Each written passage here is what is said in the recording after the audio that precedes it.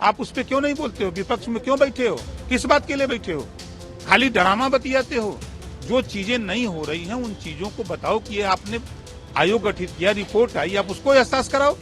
आप बिना वजह का फिजूल की बात करते हो भाई। जब अखिलेश यादव जी 8 बार पलटी मारे तो उनको तो कोई नहीं कहता है। 2 बार बसपा से, 2 बार कांग्रेस से, आरएलडी से उनका गठबंधन हुआ ना, लेकिन उनको कोई नहीं कहता कि पलटी मारते हैं। हम 100% खुश हमेशा रहते हैं, हम कभी नाखुश रहते ही नहीं हैं। देखिए, जनता की सोच थी, जनता के लिए जो माननीय नरेंद्र मोदी जी ने किया है और जनता ने वोट दे करके माननीय नरेंद्र मोदी जी को तीसरी बार प्रधानमंत्री बनाने के लिए बहुमत दिया है।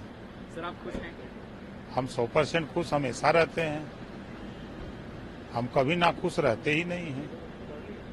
सोनिया गांधी ने कहा है कि ये मोदी की नैतिक हार है, उनको इस्तीफा देना चाहिए और राहुल गांधी को लीडर ऑफ अपोजिशन बनाया जा रहा है। देखिए, कांग्रेस का अपना काम है और सोनिया जी कह रही हैं तो बड़ी लीडर हैं।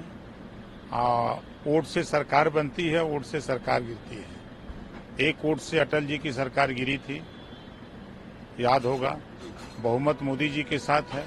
पहले ही एनडीए गठबंधन ने पहली बार, जो गठबंधन था, पहली बार ही प्रधानमंत्री का चेहरा घोषित करके चुनाव लड़ा और प्रधानमंत्री की कुर्सी पर बैठाने के लिए सब लोग पहले से मन बनाए हुए थे। सर, विपक्ष हो या अखिलेश यादव हो, वो कह रहे हैं ये बैसाखी की सरकार है, नीतीश कुमार कभी भी पलट सकते हैं, चंद्रबाबू नायडू कभी भी पलट सकते हैं, तो ऐसे में ये बीच में भी चुनाव हो सकता है, ऐसा कांग्रेस के लोग कह रहे हैं। देखिए, विपक्ष कल तक ये कहता था सरकार नहीं बनेगी, अब सरकार बन गई।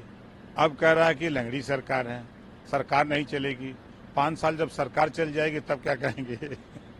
विपक्ष का काम है, देखिए, लोग अपने मुद्दे से भटक गए हैं। विपक्ष के लोगों का काम होता है कि सरकार जो काम कर रही है उसमें कहीं अगर गलती हो रही है तो उसको एहसास कराना, ये गलत हो रहा है, ऐसे होना चाहिए, सुझाव देना। लेकिन अब लोग नैतिकता खो दिए हैं, बस सिर्फ विरोध एक मानसिकता बन गई है।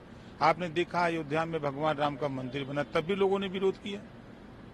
तो ये विरोध इनका माध्यम है और दूसरा काम नहीं है। हम तो कह रहे हैं कि देश में जरूरत जिस बात की है उसके लिए क्यों नहीं बोलते?